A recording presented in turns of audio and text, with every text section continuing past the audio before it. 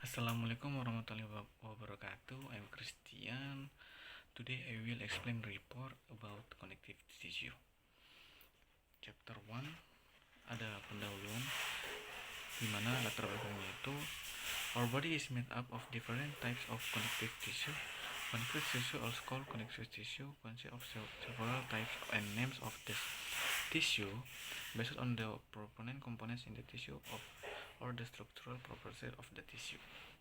Connective tissue is formed by three components named cells, fibers, and ground substance. Di mana connective tissue ini terdiri dari tiga komponen. Yang pertama ada sel, ada serat, dan substansi dasar. Next, adapun juga tujuan dari praktikum ini. The purpose of this practicum to observe the types of connective tissue. Ini untuk mengetahui dan mempelajari jenis-jenis jaringan ikat. Dan adapun juga manfaatnya, yaitu the benefits of this practicum to carry out by students can find out various types of connective tissue. Di sini manfaatnya untuk kita sebagai mahasiswa bisa mempelajari dan mengetahui ternyata begitu banyak tipe-tipe atau jenis-jenis jaringan ikat. Next to chapter 2, literature of review. Connective tissue such as bone, bone and cartilage, tendons, ligament, fibrous connective tissue and fatty tissue support and hold other tissue and organs together. Connective tissue typically make up a dead material called the matrix, and the nature and function of each connective tissue is determined primarily by the nature of this intercellular matrix. The actual connective tissue cause can be only a small insignificant part of the tissue. It is the matrix that supports and binds and not the connective tissue cells themselves. Dimana juga ini pada chapter 2 saya, laporan ini juga dibahas adanya fibrous atau serat fibra pada connective tissue juga. Ada juga ligamen, tulang rawan, tulang kartilago, dan jaringan tulang, bone tissue.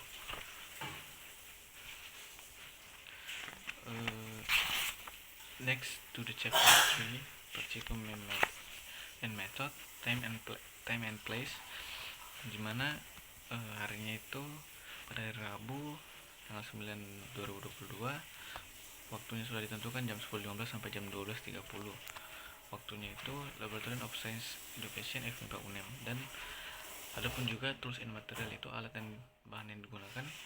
Yang pertama virtual microscope itu 1 buah, laptop 1 buah, pensil 1 buah, pensil warna 1 buah, pulpen 1 buah, penghapus 1 buah, penggaris 1 buah. Dan bahannya itu seperti preparat virtual, human blood, hyalin, pharynx, palate, and ground set of compact bone. Adapun juga cara kerjanya atau langkah kerja pada praktikum ini, yang pertama seperti biasa disiapkan laptop, buka link virtual microscope, terus cari preparat virtual seperti human blood, hyalin, dan lain-lainnya. Terus lakukan screenshot atau dokumentasi dan gambar screenshot itu untuk sebagai lapsen.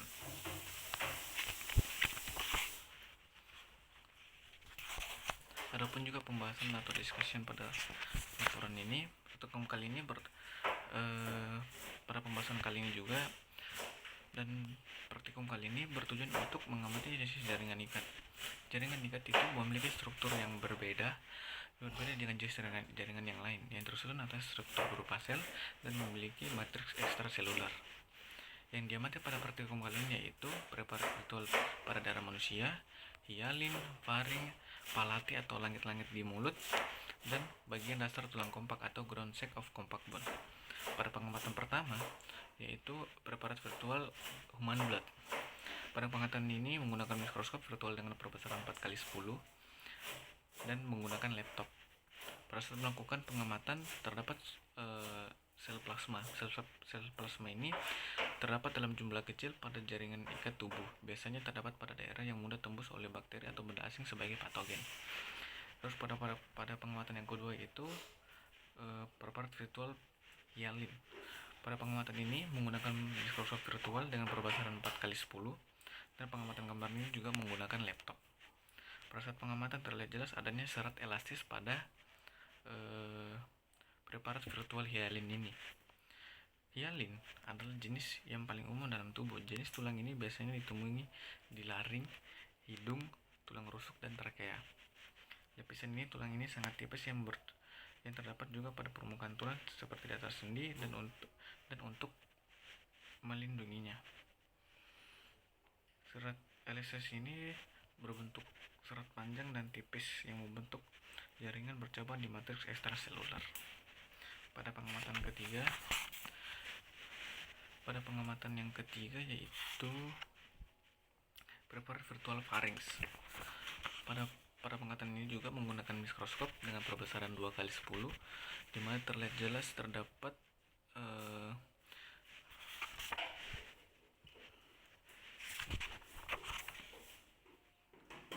semacam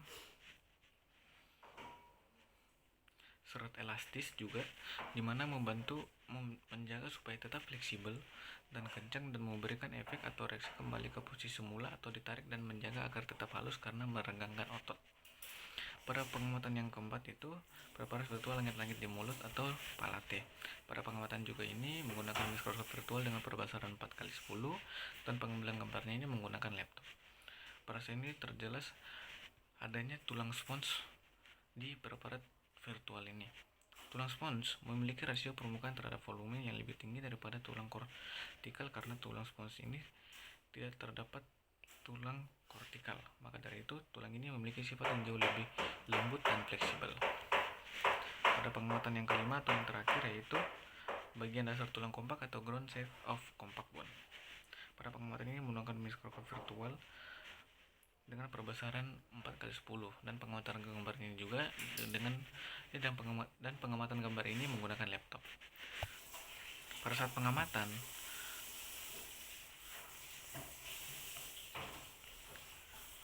pada tulang kompak ini, kalau kita tahu itu sebenarnya terjadi ada namanya sistem Haversian atau sistem Haversian. Sistem Haversian itu di mana kelompok struktur tulang kompak yang mengandung kanal Haversian vasikular yang tersusun memanjang saluran di pusat osteon yang mengandung pembuluh darah dan saraf, lamella haversia, lapisan yang disusun secara melingkar osteoid dan osteosit yang mengelilingi kanal, dan kanekuli, saluran-saluran yang halus melalui tulang yang menyediakan hubungan semua osteosit. Dan yang terakhir itu adalah kesimpulan dari laporan saya ini. Connective tissue consists of two components of cells, namely ordinary cells and free cells. Connective tissue consists of the two main basic components, namely cells and the intercellular matrix of connective tissue that can form the top of fixed cells and free cells with special function for each cell. While cartilage is relatively dense weight until bearing connective tissue but not as strong. Bone. And for bone is a connective tissue consisting of cells, fibers, and ground substance that function to support the body and protect muscle and for formation. Bahwa yang artinya jaringan ikat ini terdiri dari dua komponen yang namanya komponen sel, namely cells and the intercellular matrix. Dan juga kita mengetahui bahwa di connective tissue juga ini adanya cartilage atau tulang rawan dan adanya juga bone yang berfungsi untuk menyokong tubuh kita dan sebagai protect muscle atau perlindungan otot kita. Oke, itu dia pembahasan laporan saya tentang connective tissue. Sekian dari saya, terima kasih.